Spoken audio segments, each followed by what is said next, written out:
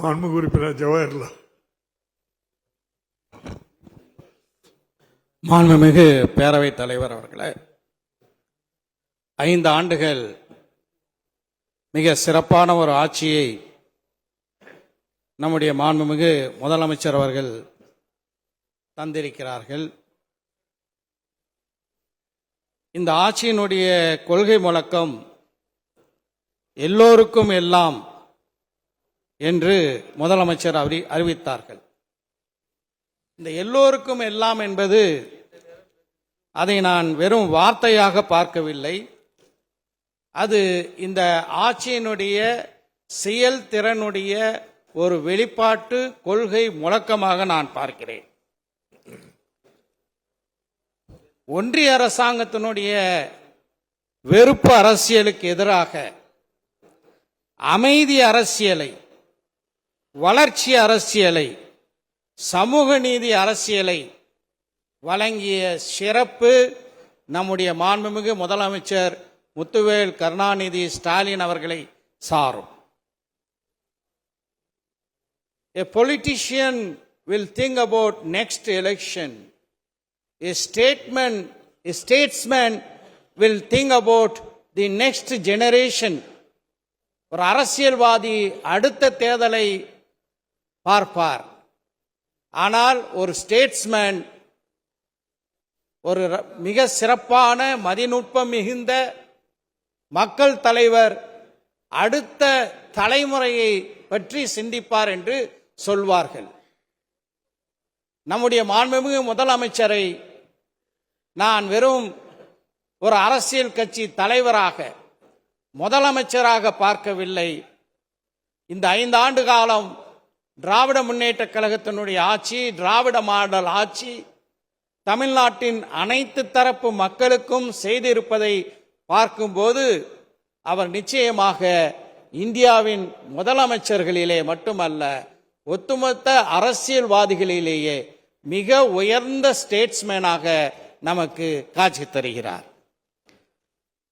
மாண்புமிகு பேரவைத் தலைவர் அவர்களே, இந்த ஆட்சி எப்படி நடந்தது? பல்வேறு வகையான சூழ்ச்சிகள், திட்டங்கள், ஓரவஞ்சனைகள், இவை அனைத்தையும் ஒன்றிய அரசு ஒன்றின் பின் ஒன்றாக தந்து கொண்டே இருந்தது.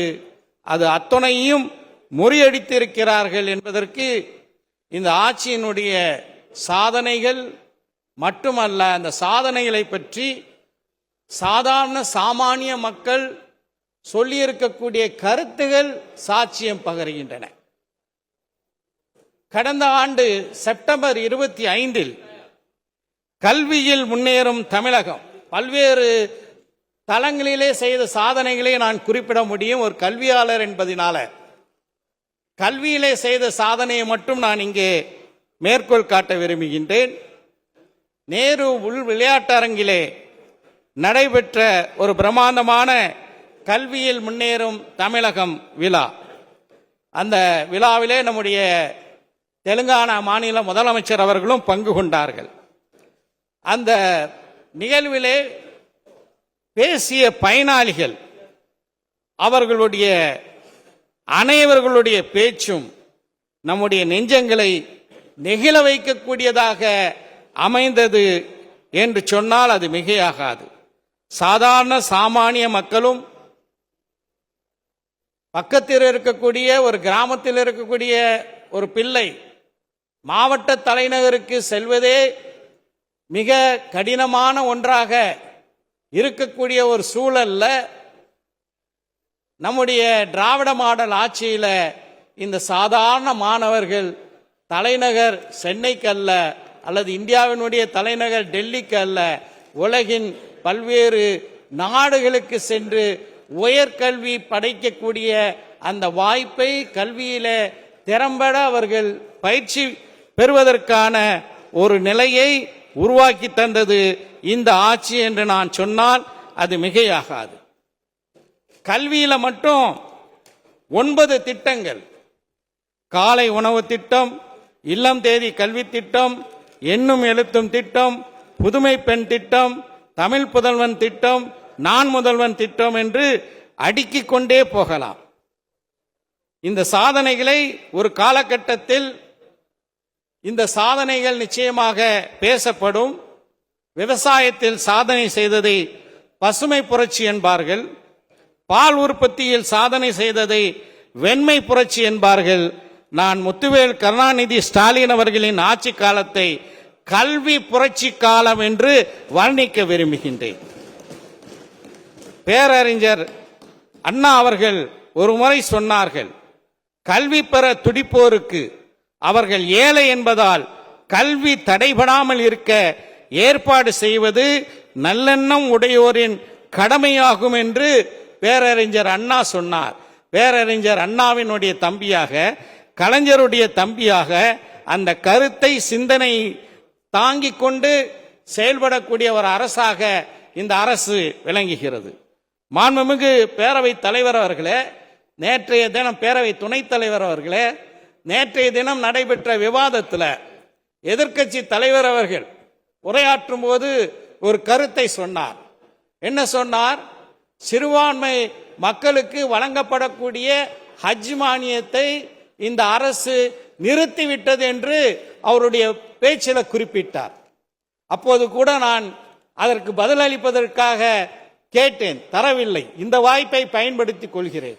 சிறுபான்மை மக்களை அழிப்பதற்கு, ஒழிப்பதற்கு, வழிபாட்டு தலங்களை அபகரிப்பதற்கு யாருடன் கூட்டணி வைத்திருக்கிறார்களோ அந்த பாஜகவினுடைய அந்த அடிப்படையில், அதனுடைய சாயல்ல, பாதிப்புல சிறுபான்மை மக்களுக்கு இந்த திராவிட மாடல் ஆட்சி ஒன்றுமே செய்யவில்லையாம். அதுவும் ஹஜ் மானியத்தை நிறுத்திவிட்டதாம். ஒவ்வொரு ஆண்டும் ஹஜ் மானியம் ரூபாய் 25,000 தமிழ்நாட்டிலிருந்து செல்லக்கூடிய ஒவ்வொரு ஹஜ் பயணிக்கும் வழங்கக்கூடிய ஆட்சி இந்த திராவிட மாடல் ஆட்சி.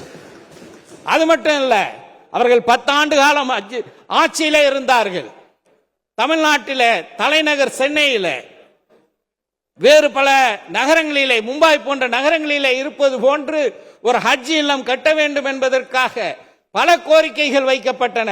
நிறைவேற்றினார்களா? வெறும் அறிவிப்போடு நின்று போனார்கள். ஆனால் சொல்வதை செய்யக்கூடியவர் நம்முடைய மாண்புமிகு முதலமைச்சர் முத்துவேல் கருணாநிதி ஸ்டாலின் அவர்கள். 39 கோடி ரூபாயில நங்கநல்லூர்ல சென்னை விமான நிலையத்துக்கு அருகில ஹஜ் இல்லத்துக்கான அடிக்கல் நாட்டியதோடு மட்டுமல்லாமல், அடிக்கல் நாட்டியாச்சு, படம் எடுத்தாச்சு, செய்தி போயாச்சு என்ற நிலையோடு நிற்காமல் இன்றைக்கு அந்த ஹஜ் இல்லத்தினான கட்டுமான பணி தொடங்கி இருக்கின்றது. இன்ஷா அல்லாஹ், இறைவன் நாடினார், நம்முடைய முதலமைச்சர் அடுத்து முதலமைச்சராக பொறுப்பேற்கும் போது அதனுடைய திறப்பு விழா நடக்கும் என்பதில் மாற்று கருத்து இருக்க முடியாது. மாண்புமிகு பேரவை துணைத் தலைவர் அவர்களே, சமூக நீதியின் அடித்தளத்தில் சமரசம் இல்லாமல் நின்று தமிழ்நாட்டின் வளர்ச்சிக்கும் அமைதிக்கும் முன்மாதிரி ஆட்சியை வழங்கக்கூடிய நம்முடைய முதலமைச்சர் அவர்கள் சமூக நீதியை தகர்க்கக்கூடிய பல சதி திட்டங்களை எல்லாம் முறியடித்திருக்கின்றார். அதனுடைய ஒரு அங்கமாகத்தான் நம்முடைய மாண்புமிகு நிதியமைச்சர் அவர்கள் மிக அழகாக, மிக சிறப்பாக தமிழிலே சொன்னார்கள். கதிரவன் உதிக்கக்கூடிய அந்த 6:32க்கு ஒவ்வொரு வீட்டுக்கும் 5,000 ரூபாயை கொடுத்தது ஒரு சமூக நீதியினுடைய நீட்சி என்றுதான் சொல்ல முடியும்.